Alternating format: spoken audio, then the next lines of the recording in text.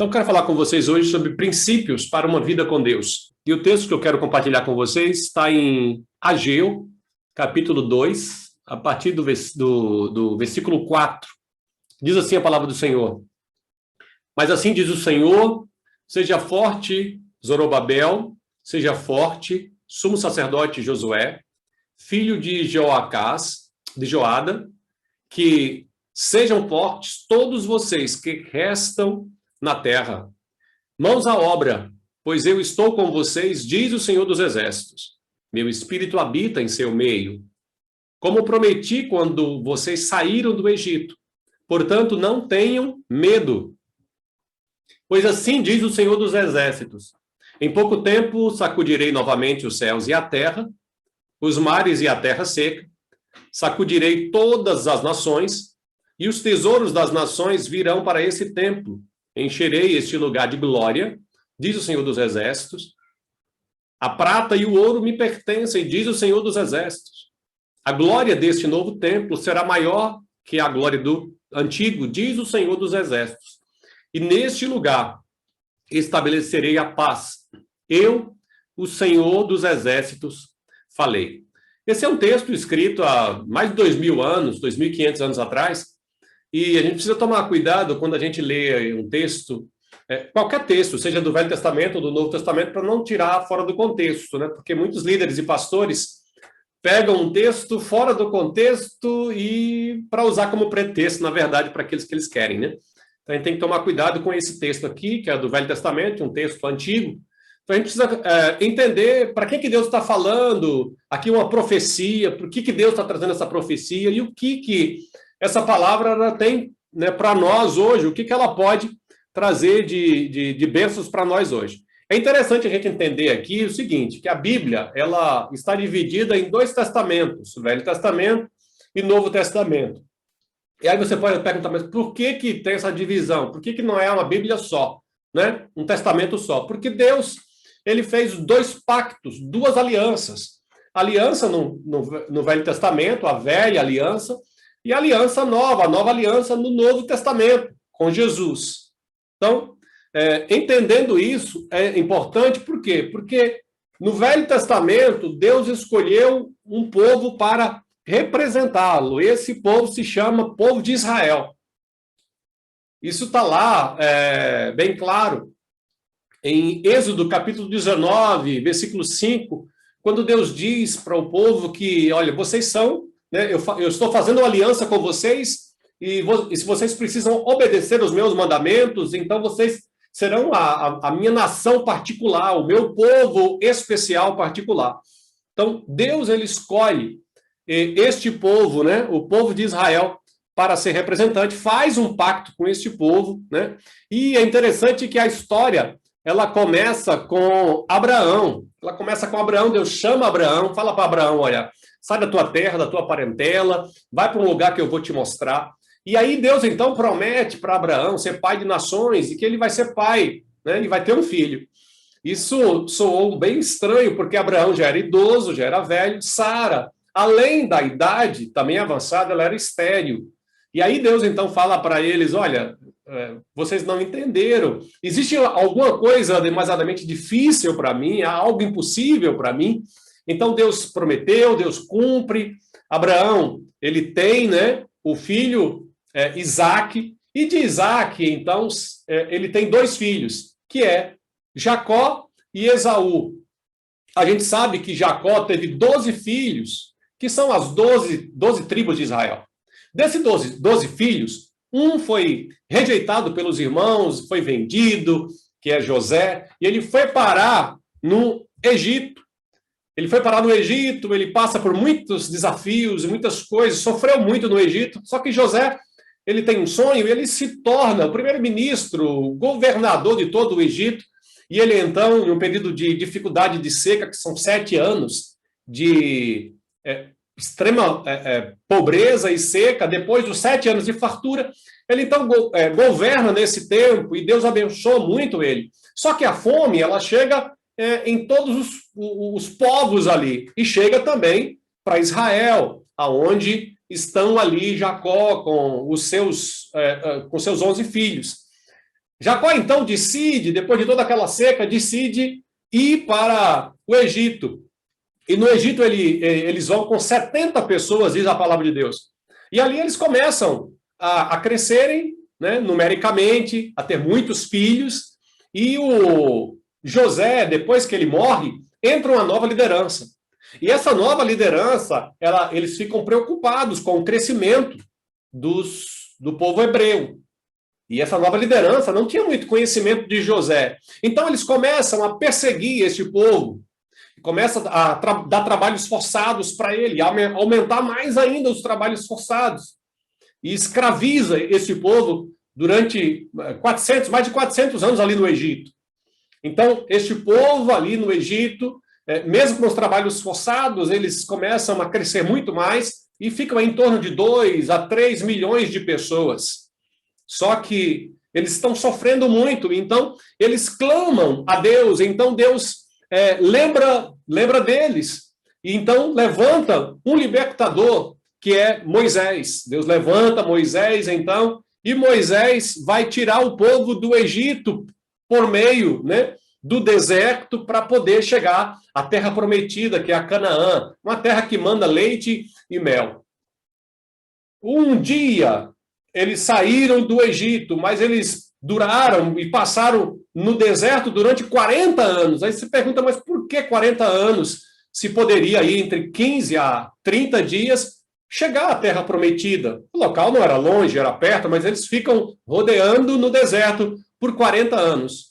É simples a gente pensar, porque demorou apenas um dia para saírem do Egito, mas demorou 40 anos para o Egito sair da vida deles. Então, durante esse tempo aí, Deus trabalha com o povo, trata, né, com o povo, e aí vem o tempo dos juízes. Quando chega o tempo do reino, o povo pede um rei, e Deus levanta, então, um rei para o povo de Israel, que foi o primeiro rei, Saul. Depois de Saul, nós temos o segundo rei, que foi Davi. Depois de Davi, nós vemos aí o Salomão, filho de Davi, que também reinou, que teve um reino bem próspero e bem abençoado, né? De muita riqueza, de muita pompa, de muita glória. Só que o final da vida de Salomão não foi tão bom assim. Ele se desviou dos caminhos do Senhor, se afastou de Deus, se tornou idólatra, mulherengo. E então, nessa época aí, um Jeroboão, que era filho de um dos principais amigos, né, principais do Salomão, ele se rebelou contra Salomão e contra Israel e contra o reinado, porque ele achava que Salomão estava cobrando impostos demais. Então ele se rebelou. E ele não encontrou muito apoio. Então ele teve que fugir para o Egito. E no Egito ele conseguiu apoio ali e ficou no Egito. A liderança do Egito deu apoio para ele ficou por ali. Depois da morte de Salomão, quem reinou foi o seu filho Roboão. Só que 10 tribos de Israel, eles não quiseram esse reinado e não aceitaram o Roboão como rei. Então eles se rebelam. E nessa época o Jeroboão retornou do Egito. Então eles proclamaram Jeroboão rei dessas 10 tribos, e Roboão ficou como rei de 2 tribos, que é Judá e Benjamim, chamada Reino do Sul. Então, aí houve a divisão do reino. O reino foi dividido por conta desses conflitos aí. O reino de Israel dividiu. Reino do Norte, que depois se tornou a capital, a Samaria, e Reino do Sul, que ficou como capital, Jerusalém. O Reino do Sul, eles ficaram ali com o templo de Salomão, ficaram com os levitas, então eles poderiam fazer todos os sacrifícios que Deus ordenou. Já o Reino do Norte, eles ficaram com uma boa terra, uma terra que cultivava, boa para o cultivo, mas eles ficaram sem o templo, eles ficaram sem os levitas, mas eles ficaram com a maior parte de pessoas, eles ficaram com 10 tribos, a quantidade de pessoas era maior. Só que, como o templo ficou em Jerusalém, o Jeroboão com as 10 tribos, eles ficaram preocupados ali do povo de Israel ir para Jerusalém para poder adorar a Deus. Então, o que é que aconteceu? Jeroboão construiu um templo, que é o templo lá no Monte Carmezim, o templo lá em Samaria. Então, construiu esse templo, só que esse templo foi um templo construído para adoração de vários deuses, de muitos deuses, milhares de deuses. Fez isso para que o povo de Israel, agora Reino do Norte, já dividido, não fosse para Jerusalém, para o Reino do Sul. O Reino do Sul, então, teve vários... A maioria dos reis de Judá, Reino do Sul, foram reis que temiam a Deus, que buscavam a Deus. Alguns desviaram.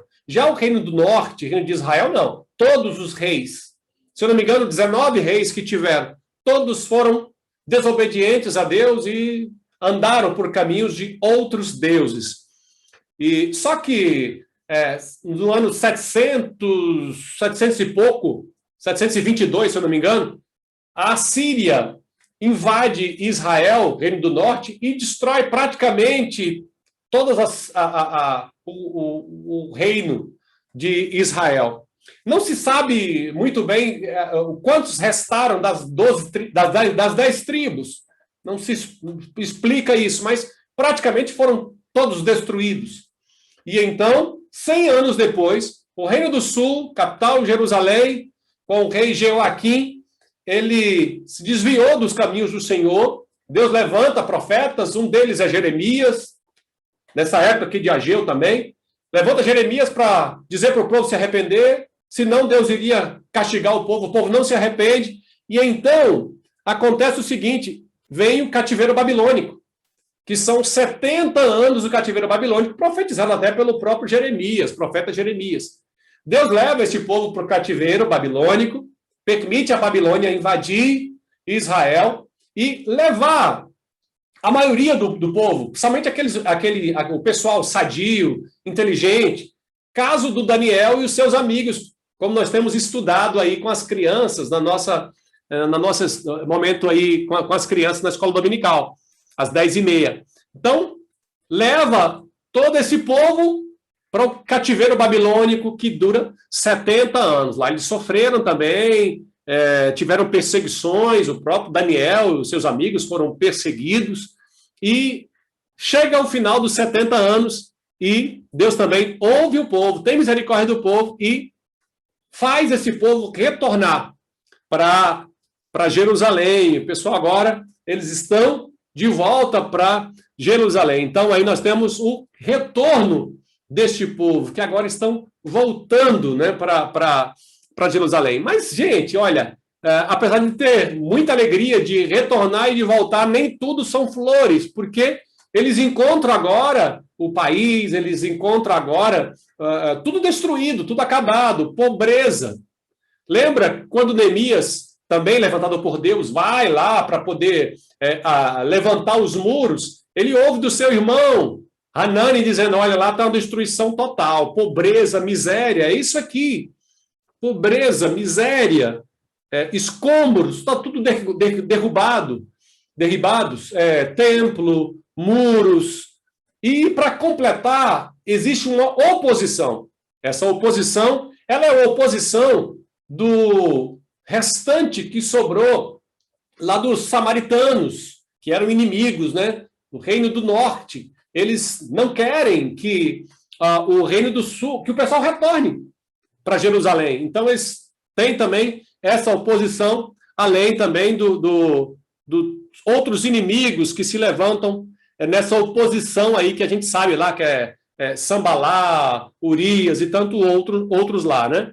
Aí eles lembram do reinado lá de Salomão, do período de riqueza, do período de glória, onde o templo, tudo de ouro, muita prata, também um período de paz, porque agora eles estão pobreza, escombros, oposição, mas eles lembram do tempo de glória, de riqueza, de paz. Mas é nesse tempo aqui de pobreza, escombros, né, e miséria e oposição que Deus levanta o profeta Ageu para falar para este povo. Uau, não sei, 10 minutos eu usei aqui, eu acho que eu falei resumir o Velho Testamento todo aí para você, né? Acho que você ficou sabendo agora do Velho Testamento todo aí. Mas eu gostaria de trazer aqui, depois dessa explanação, de resumir o Velho Testamento para você, de falar de 4 princípios que governam o nosso futuro. 4 princípios que, aqui no texto, pode trazer encorajamento para o nosso coração, assim como Deus usou o profeta Ageu para trazer encorajamento para o pessoal de Israel, para o povo judeu. Eu gostaria de falar também desses 4 princípios. E o primeiro princípio é trabalhar com muito esforço. Ageu, capítulo 2, versículo 4, diz assim: mas assim diz o Senhor, seja forte, Zorobabel, seja forte, sumo sacerdote Josué, sejam fortes todos vocês que restam na terra, mãos à obra, pois eu estou falando. Que maravilha aqui, olha. O que a gente entende aqui? Tem muito trabalho para fazer, tem muita coisa para realizar, e o pessoal agora precisa fazer o quê? Precisa colocar a mão na massa. Literalmente colocar a mão na obra, na massa.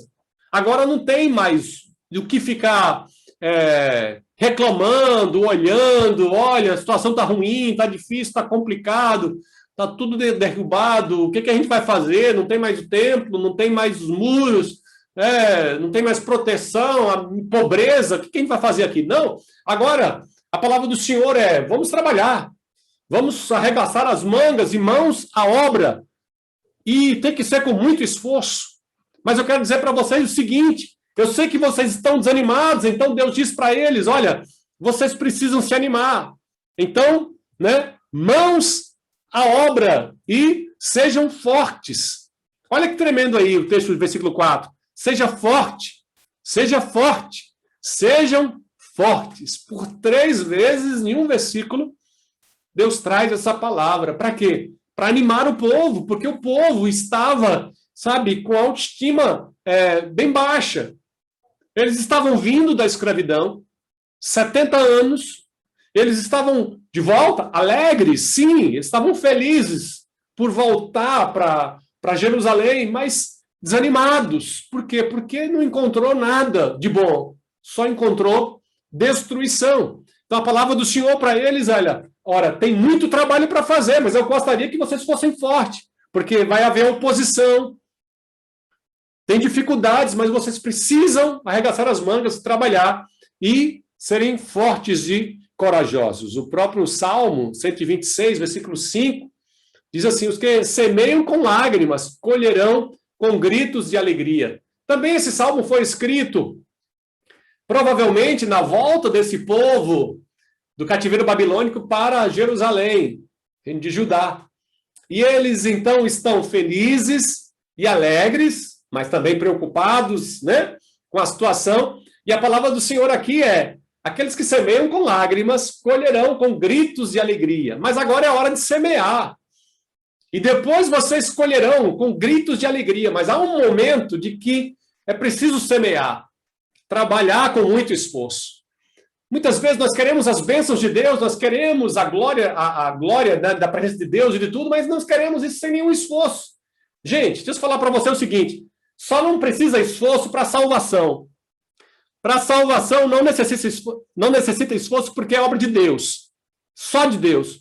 Mas para o restante, tem que ter esforço, tem que ter dedicação na obra de Deus, na igreja, na família, na oração, na leitura da Bíblia. Tem que ter dedicação, tem que arregaçar as mangas e fazer muita coisa e muito trabalho, porque agora é momento de semear, para depois colhermos.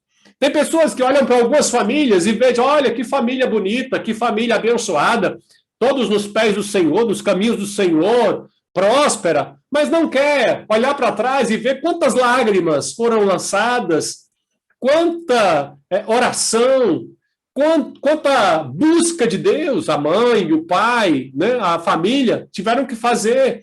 Ou então, muitos filhos recebem uma herança dos pais, mas não querem saber quanto aquilo custou. Por isso, muitas vezes, detona rapidamente, porque não custou suor dele, mas custou suor dos seus pais, que tiveram que ralar bastante, que tiveram que trabalhar bastante. Então, agora é momento de trabalhar. E a palavra do Senhor aqui é: está tudo acabado, destruído, mas agora tem um tempo de reconstrução. E nesse tempo temos que trabalhar, e trabalhar bastante. O Bill Hybels, ele diz o seguinte: a excelência honra a Deus e inspira as pessoas. Glória a Deus, é isso mesmo. Devemos trabalhar com excelência, devemos fazer o nosso melhor, porque isso honra a Deus. Mas não só honra a Deus, inspira outras pessoas. Muitas vezes os nossos filhos, eles olham para nós e eles querem ver de nós, pai, mãe, eles querem ver de nós inspiração. E qual é a inspiração que temos sido para os nossos filhos? A Mirelle orou na oração e ela pediu para que nossa igreja seja uma igreja relevante, uma igreja que faça diferença nessa cidade. Isso mesmo. As pessoas olham para nós, igreja em movimento, o que elas veem? Elas são inspiradas por nós. Que Deus nos ajude para que nós possamos trabalhar, claro, sempre na dependência de Deus, mas arregaçar as mangas e trabalhar, e evangelizar, e fazer a obra do Senhor para que sejamos inspiração para outras igrejas, para outras pessoas, para as pessoas que nos cercam, para os nossos vizinhos também. Segundo lugar, depender da presença de Deus. Segundo princípio aqui, está no versículo 5. Meu espírito habita em seu meio, como prometi quando vocês saíram do Egito. Portanto, não tenham medo. Uau, glória a Deus, hein? Que tremendo, porque aqui Deus está dizendo, olha, vocês não estão sozinhos. Dependa de mim. Vocês vão trabalhar muito, mãos à obra. Mas vocês não podem e não devem fazer isso sozinhos, porque eu estou com vocês. Não é um trabalho, no primeiro ponto que eu falei, apenas por trabalhar sem Deus. Não. É na dependência de Deus. É porque muitas pessoas acham que depender de Deus não tem esforço de trabalho. Não, a gente pode se esforçar e trabalhar bastante em qualquer área da nossa vida, seja na igreja ou fora, né? Circularmente, vamos dizer assim, e depender de Deus. A gente pode trabalhar e depender de Deus. O nosso trabalho, o nosso esforço não pode ser o nosso esforço próprio, só em nós, mas é o nosso esforço na dependência de Deus. Deus, ele chamou Israel para representá-lo no Velho Testamento, mas Deus chama a igreja no Novo Testamento para representá-lo. Então, nós somos a expressão de Deus. Nós, igreja do Senhor. A palavra do Senhor diz, ide por todo mundo e pregai o evangelho. Há uma obra para ser realizada, para ser feita. Quem deve fazer? Nós. Somos nós que fazemos a obra de Deus. Só que essa obra de Deus não é no nosso esforço, mas é na dependência do Espírito Santo. Na dependência de Deus.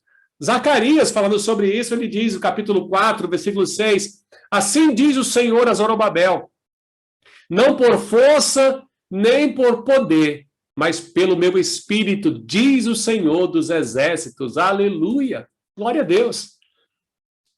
Nós vamos trabalhar? Sim. Vamos arregaçar as mangas e fazer o nosso melhor? Sim. Mas não é na nossa própria força, é na força de Deus. É na dependência de Deus. Muitas vezes nós queremos fazer por força. Queremos evangelizar na força. Queremos que as pessoas se convertam na força.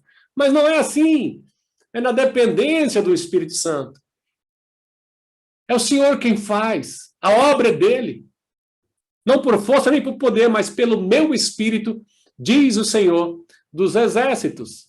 Efésios, capítulo 3, versículo 20, diz que toda glória seja a Deus, que, por seu grandioso poder, que atua em nós, é capaz de realizar infinitamente mais do que poderíamos pedir ou imaginar. Aleluia, glória a Deus, que maravilha. Paulo está dizendo agora, toda glória a Deus. Por quê? Porque é Ele que realiza em nós. Ele que efetua em nós o seu querer, tanto querer como realizar.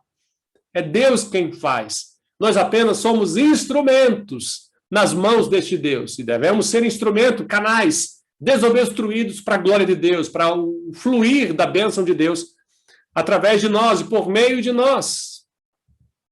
Seu grandioso poder que atua em nós. Quem é esse nós? Quem são esse nós? A igreja, povo de Deus. Deus quer agir por meio de vocês.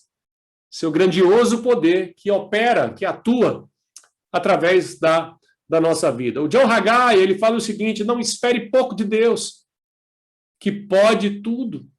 Não espere pouco de um Deus que pode tudo. É verdade. Como esperar pouco de um Deus se pode todas as coisas? Um Deus que prometeu a Abraão que ele seria pai, mesmo que ele já fosse velho, mesmo que Sara já fosse velha ou fosse estéril. É Deus que prometeu, então se Deus prometeu, ele vai cumprir.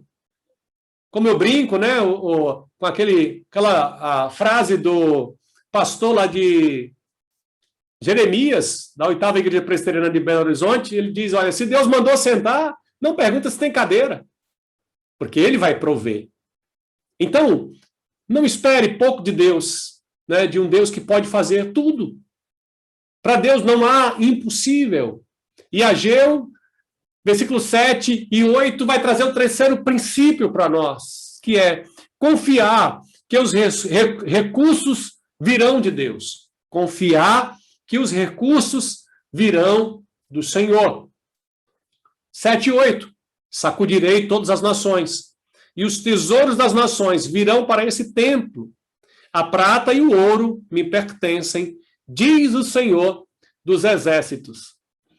Nós vemos, então, que, em primeiro lugar, precisamos trabalhar com esforço. Em segundo lugar, depender de Deus. Mas, em terceiro lugar, confiar que os recursos virão do Senhor. Meus irmãos, minhas irmãs, é Deus que provê todas as coisas. É Deus que provê.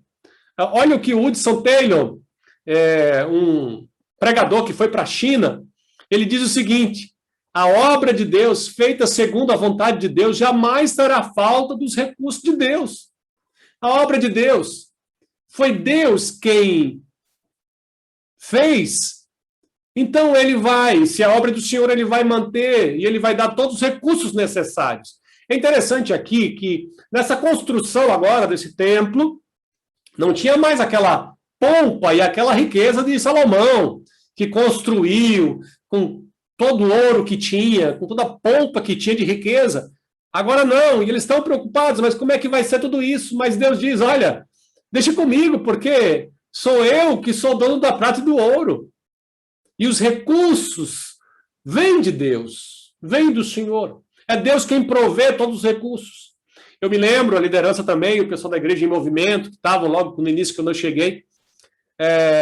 Eu não sei se eu cheguei a relatar isso, acho que sim, mas eu fiquei muito triste e muito preocupado logo quando nós chegamos, né, eu e a minha família, e nós tivemos, por causa das finanças da igreja, em movimento, a gente teve que cortar as missões.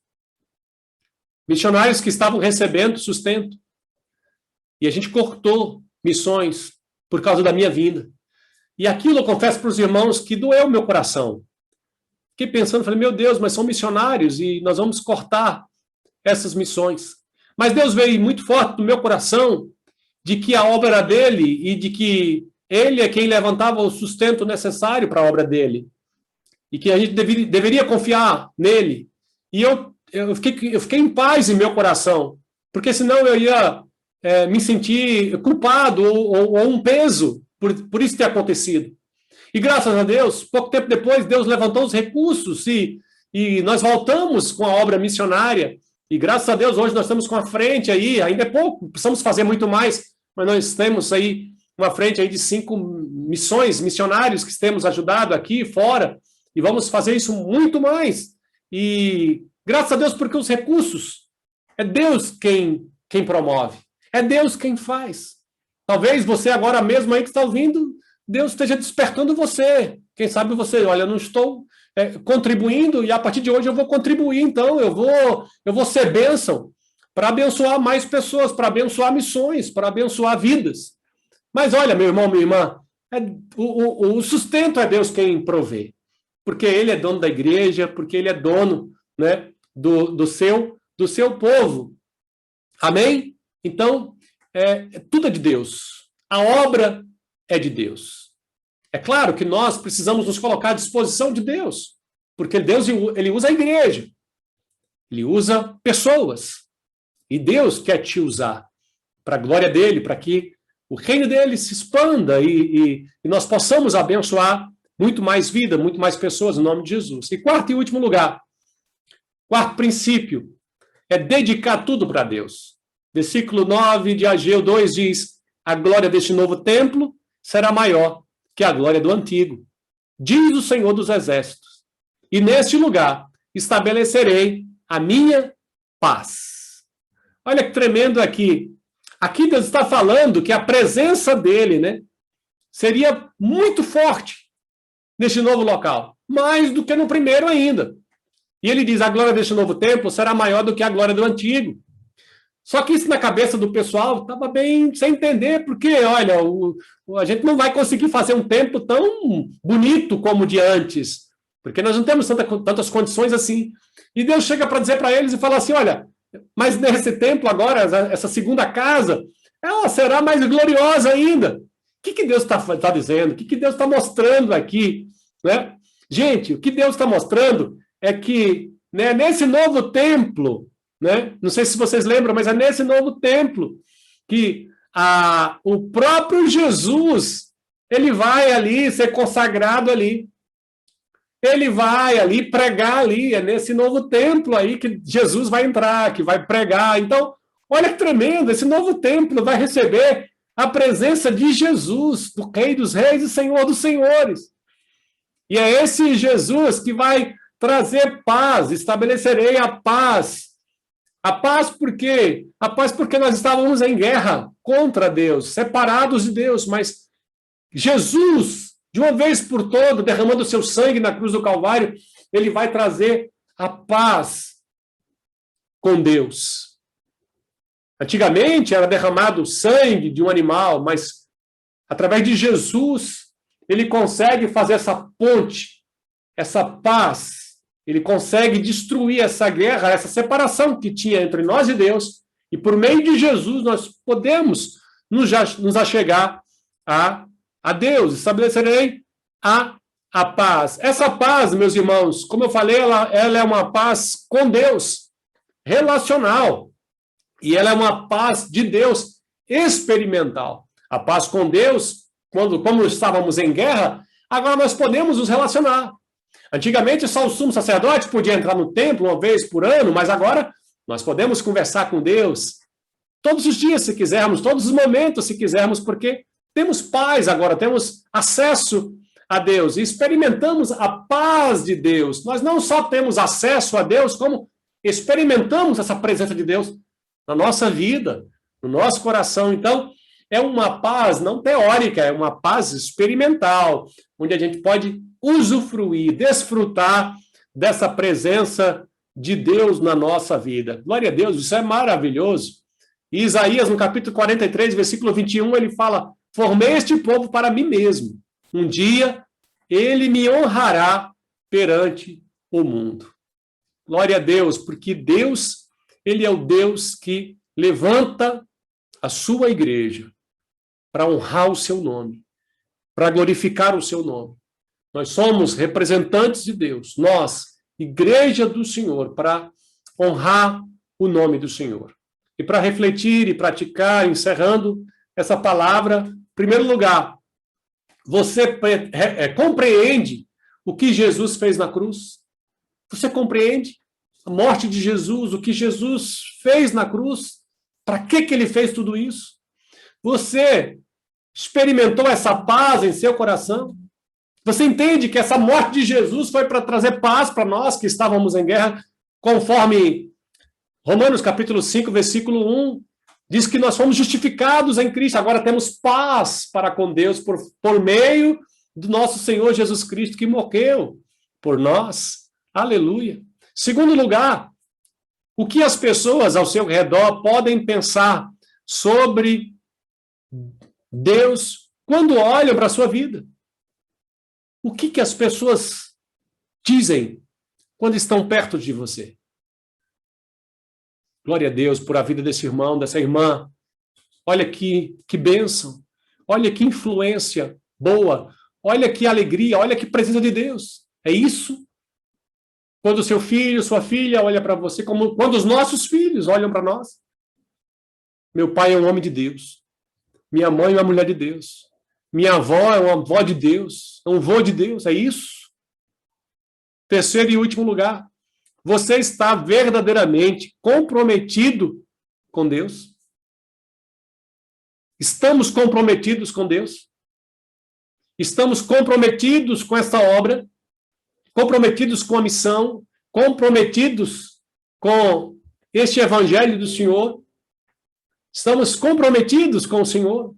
Que Deus tenha misericórdia de nós e que Deus ministre ao nosso coração e que a gente possa mesmo nos colocar comprometidos com esse Deus, com essa obra, para a glória do Senhor, para honrar o nome dele e o nome do Senhor. Amém?